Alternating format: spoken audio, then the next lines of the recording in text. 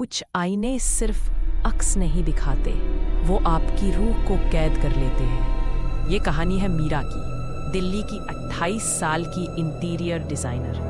पुरानी चीजें इकट्ठा करना उसका शौक था।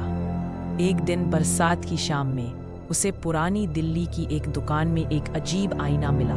बड़ा, अंडाकार और किनारों पर खुदे हुए प्राचीन चिन्ह। दुकानदार ने कहा, यह श्रापित है, कोई नहीं खरीदता।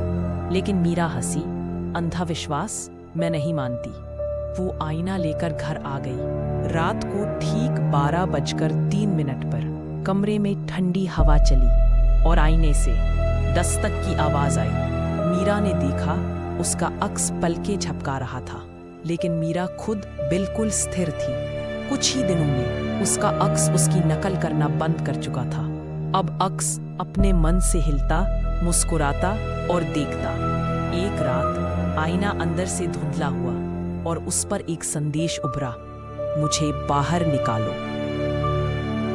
मीरा डर गई। उसने आईने को कपड़े से ढंकने की कोशिश की, लेकिन जैसे ही हाथ आगे बढ़ाया, हाथ कांच के पार चला गया।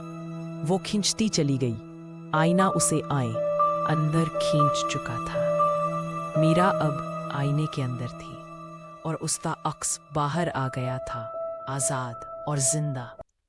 कुछ हफ्तों बाद वही आईना एक नई लड़की को मिल गया।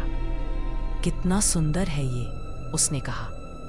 वो आईना ले गई और अंदर मीरा चिल्ला रही थी, लेकिन कोई आवाज बाहर नहीं पहुंची। अब वो आईना किसी और का चेहरा ओढ़ चुका है और मीरा अब बस एक साया है, कांच के पीछे कैद। अगली बार जब आईने में देखो, ध्यान से देखना, क्या वो वाकई तुम ही हो या कोई और तुम्हारी जगह ले चुका है। Thanks for watching. Please like, subscribe, comment.